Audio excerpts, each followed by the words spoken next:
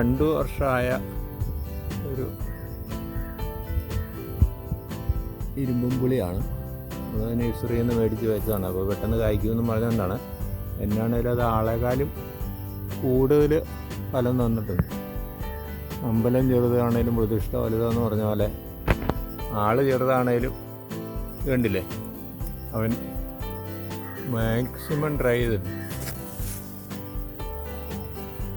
ഇച്ചിരി നനച്ചൊക്കെ കൊടുക്കുകയാണെങ്കിൽ കുറേ കൂടെ, ഇതിപ്പോൾ ഈ വേനലിൻ്റെ ചൂട് കൂടുതലായ കാരണം കുറേ ഈ പെട്ടെന്ന് ചാടിയിട്ടുണ്ട്. നമ്മളിപ്പോൾ നനയ്ക്കാൻ കനാലിലൊക്കെ വെള്ളം വന്ന് തുടങ്ങാത്ത കാരണം നനയ്ക്കാനൊന്നും പോയില്ല. ഇത് പിന്നെ അങ്ങനെ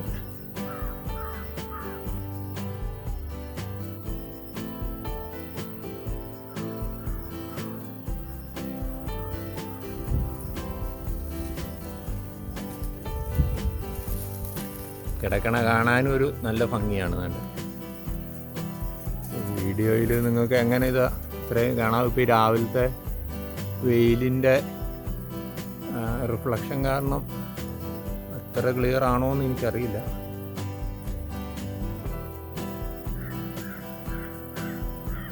കണ്ടപ്പം പിന്നെ അങ്ങ് എടുക്കുകയത്. ഇനി ഇത് കുറച്ച് പറിച്ചെടുക്കാം.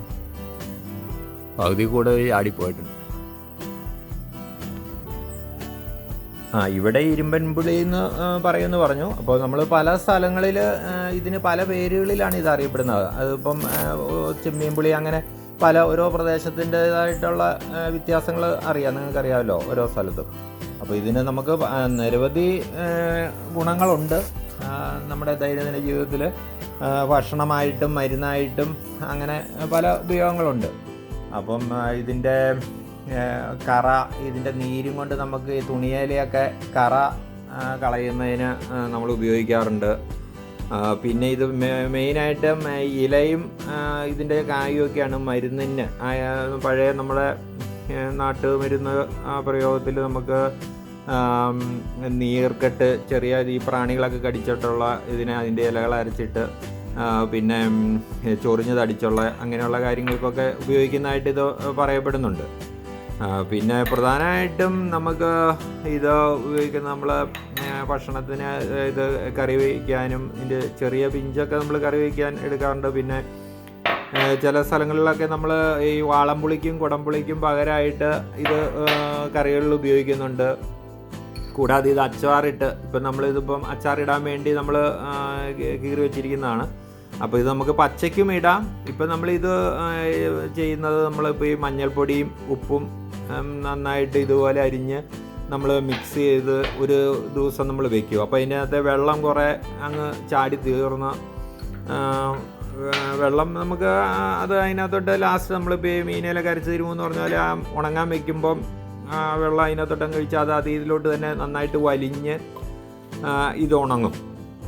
അപ്പോൾ ഈ ഉണക്കി എടുത്താലുള്ള ഗുണം എന്നാന്ന് വെച്ച് കഴിഞ്ഞാൽ, നമുക്കിപ്പോൾ ഇത് സീസണിൽ പച്ചക്ക് ഉപയോഗിക്കുമ്പോൾ ആ സീസണിൽ മാത്രമാണ് നമുക്കിത് ഉപയോഗിക്കാൻ പറ്റുള്ളൂ. ഉണങ്ങി ഉപയോഗിക്കുമ്പോൾ ഗുണം നമുക്ക് ഏത് സമയത്തും ഇത് നമുക്ക് ഉപയോഗിക്കാം. അപ്പോൾ ഒരു 5 ദിവസത്തെ ഉണക്കം കൊണ്ട് ഏകദേശം നല്ല ഉണക്കാവും. അപ്പോൾ ഇത് 4-1 മാറും. ഇപ്പോൾ നമ്മൾ ഈ പച്ചയ്ക്ക് കാണുന്നതിനകത്തെ ജ്യൂസെല്ലാം മാറി നമ്മൾ പഴയ മാങ്ങാത്തൊലി എന്നൊക്കെ പറഞ്ഞ ആ ഒരു ഇതിലോട്ട് തീരും. അപ്പോൾ നമുക്ക് ഇത് ഈ പീര, നമ്മൾ മീൻ പീര, ഇതിനകത്തൊക്കെ ഇത് നല്ല ടേസ്റ്റാണ്. ഈ ഉണങ്ങിയത് നമുക്ക് ഉപയോഗിക്കാം. ബാക്കി പുളിയുടെ അതേ ഉപയോഗത്തിന് നമുക്ക് എപ്പം വേണേലും നമുക്ക് ഉപയോഗിക്കാം. ഇതിപ്പം ഒരു ദിവസം നമ്മൾ വെച്ചിരുന്നപ്പോഴാണ് അതിൻ്റെ കളർ ചേഞ്ച്, അതിൻ്റെ വെള്ളം എല്ലാതിൽ നിന്ന് അങ്ങ് ചാടി വന്നേക്കുന്നതാണ്. അപ്പോൾ നമുക്ക് ആ രീതിയിൽ നമുക്ക് ഉപയോഗിക്കാം. അങ്ങനെ പിന്നെ ഉണക്കി വെച്ച് ഉപയോഗിക്കുമ്പം നമുക്ക് എപ്പം വേണേലും നമുക്ക് അതിൻ്റെ പ്രയോജനം കിട്ടും. പിന്നെ ഇപ്പോൾ ഇതിൻ്റെ ഗുണങ്ങളൊക്കെ പറഞ്ഞു. അപ്പോൾ ഇതിൻ്റെ ഗുണങ്ങളൊക്കെ പറഞ്ഞതിൻ്റെ കൂട്ടത്തിൽ ചില ദോഷങ്ങളും പറഞ്ഞ് കേൾക്കുന്നുണ്ട്. അതെന്താണെന്ന് വെച്ചാൽ, ഇതിനകത്ത് ഇപ്പം ഉള്ള നല്ല പുളിയുള്ള ആ രസത്തിനകത്ത് ഒരു ആസിഡ് അടങ്ങുന്നത്, അത് നമ്മുടെ കിഡ്നിയിൽ, അതായത് ഇതിൻ്റെ അമിതമായിട്ട് ഉപയോഗം, ഇപ്പോൾ നമ്മൾ ഓവറായിട്ട് ഇത് പച്ചക്കൊക്കെ ഉപയോഗിക്കുമ്പോഴുള്ള കാര്യങ്ങളാണ്.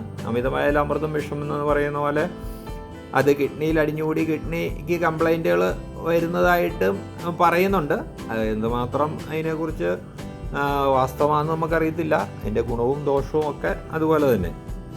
അപ്പം നമ്മൾ അതിനനുസരിച്ച് ചെറുതായിട്ടുള്ളതൊക്കെ ഉപയോഗം, അത് ഏത് സാധനവും നമ്മൾ അമിതമായിട്ട് ഉപയോഗിച്ച് കഴിഞ്ഞാൽ അതിൻ്റേതായിട്ടുള്ള ദോഷങ്ങൾ വരുമല്ലോ. അപ്പോൾ ഇതൊക്കെയാണ് നമുക്കിപ്പം നമ്മുടെ ഇരുമ്പൻ പുളിയെക്കുറിച്ച് നമുക്ക് സാധാരണയായി പറയാനുള്ളത്. പിന്നെ ഇതിൻ്റെ ഔഷധ ഗുണങ്ങളുടെ കൂട്ടത്തിൽ 1-2 കാര്യങ്ങൾ കൂടിയുണ്ട്. അതായത് നമ്മുടെ രക്തസമ്മർദ്ദം, പ്രഷർ, അത് കുറയ്ക്കുന്നതിനും ഉപകരിക്കുമെന്നാണ് പറയപ്പെടുന്നത്.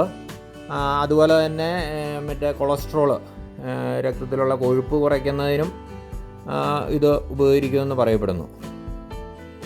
അപ്പോൾ ഇതുപോലെ ഉപകാരപ്രദമായ മറ്റൊരു വീഡിയോയുമായി നമുക്ക് വീണ്ടും കാണാം.